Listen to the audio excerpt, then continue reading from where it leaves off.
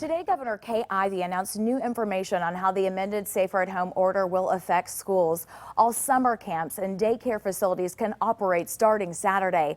All schools, colleges, and universities will also be allowed to reopen starting June 1st. Athletic activities will also be allowed. We are joined tonight by Rachel Evans, the vice principal at Riverton Elementary School in Madison County. Thank you so much for being with us tonight. You're welcome. Summer school is now back on for many districts. What are your school's plans? I'm at an elementary school, so our plans are to continue on with summer school. We have to abide by the Alabama Literacy Act, which was put into place a couple of years ago for our third graders to be reading on grade level. So we will actually hold a summer school, either virtually or at Riverton Elementary. We will have more guidance later on, but I also know that they're going to be doing a summer school for the high schools as well, like a credit recovery for students who did not pass a subject so they don't get too far behind. What resources are available for parents who want to continue schooling for their children but might not feel comfortable sending them to a group setting or school environment right now? Well, there are many resources online for educating your children and keeping them in that learning environment. I have a 5-year-old now. His name is Eli. So I definitely plan on using some of those online resources to keep him engaged with learning, and so that he doesn't fall behind or start behind in kindergarten when he begins this fall. A lot of resources online, including ABC Mouse. And also there are some awesome websites and apps, especially on the iPad and even on your iPhone. If you're a parent with an iPhone or an Android, there are all kinds of learning apps. Kids think they're just having fun, but they're actually learning in the process. And so that's what I like to use. What are the conversations that teachers are having about the new school year amid this coronavirus pandemic? Many conversations with my colleagues, and many of those conversations change from week to week depending on new information that we are given. But right now the conversations with my colleagues include the fact that we will probably have some students possibly that are going to be learning virtually next school year rather than in person. And so that's a whole conversation that once we get more guidance on, we'll be able to share more details with our teachers and our employees. But as of right now, that is a huge possibility, having virtual learning for many of our kiddos whose parents don't feel comfortable sending them back to school in light of COVID-19. What are some of the concerns teachers are expressing?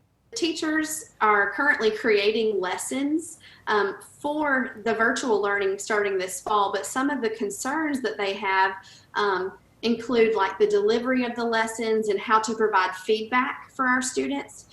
We are using the Google Classroom platform for this fall, and so there are several options for providing feedback and helping our kiddos learn to their fullest potentials while also guiding them in the right direction and providing that high quality direct instruction through video and things of that nature. But some of the concerns are the kids who are going to do the virtual option, do their parents realize that they have to do it and they're going to be graded?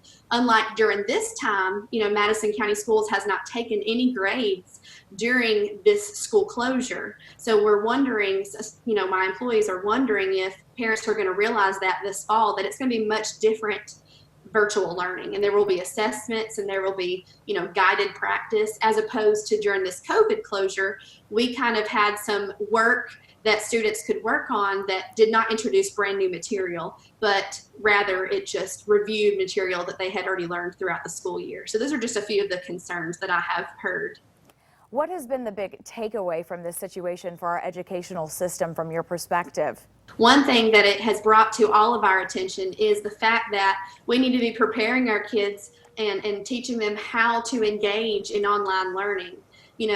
Especially our younger kids, we really, we never used Google Classroom with our younger kids because, research shows that having that high quality direct in-person instruction has the highest effect size on student learning. But we have learned that in case something like this ever happens again, we will be prepared, because now it is an expectation for teachers and administrators to ensure that their students know how to engage with online learning. They know how to log in, how to participate and engage in these Google Class meetings and things of that nature. So we're learning a lot about virtual learning, but most importantly, our students are learning a lot about it. And I think that's only going to prepare them better for our digital world and for their future and their successful endeavors. Many parents are having a tough time right now. Any words of encouragement that you might offer?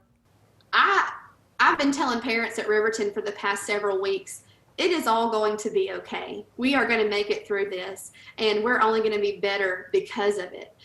Challenges build character, and this is one of the biggest challenges I think we have ever gone through as a school system. In fact, it's probably the biggest challenge we've ever gone through.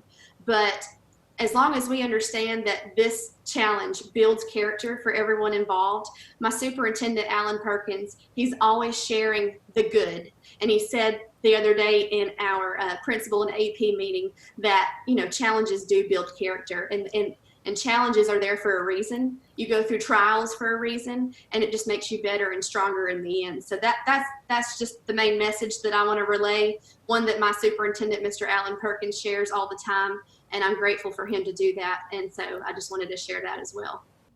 Mrs. Evans, you have a terrific perspective, and your students are lucky to have you. Thank you so much for your time tonight. Thank you. It was my pleasure.